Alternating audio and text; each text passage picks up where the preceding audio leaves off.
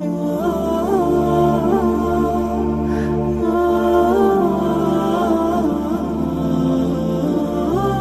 ابوبکر صدیق رضی اللہ عنہ اسلام کے پہلے خلیفہ راشد، عشرہ مبشرہ میں شامل، محمد صلی اللہ علیہ وسلم کے اولین جانشین، صحابی، سسر اور ہجرت مدینہ کے وقت آپ صلی اللہ علیہ وسلم کے رفیق سفر تھے۔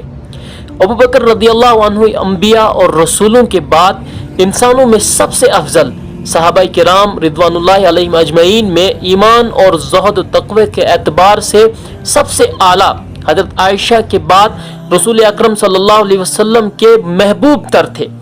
غزوہ بدر میں اور دیگر تمام غزوات میں پیغمبر اسلام صلی اللہ علیہ وسلم کے شانہ بشانہ رہے۔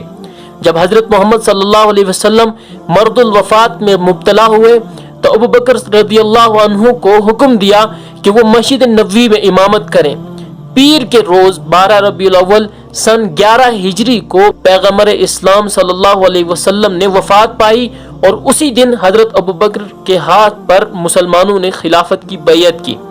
منصب خلافت پر بیٹھنے کے بعد ابوبکر صدیق رضی اللہ عنہ نے اسلامی حکومت میں والیوں، عاملوں اور قاضیوں کو مقرر کیا، جا بجا لشکر روانہ کیے، اسلام اور اس کے بعض فرائض سے انکار کرنے والے عرب قبائل سے جنگ کی، یہاں تک کہ تمام جزیرۃ العرب اسلامی حکومت کے تابع ہو گیا۔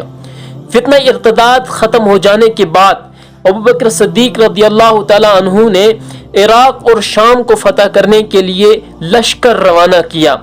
ان کے عہد خلافت میں عراق کا زیادہ تر حصہ اور شام کا ایک بڑا علاقہ فتح ہو چکا تھا۔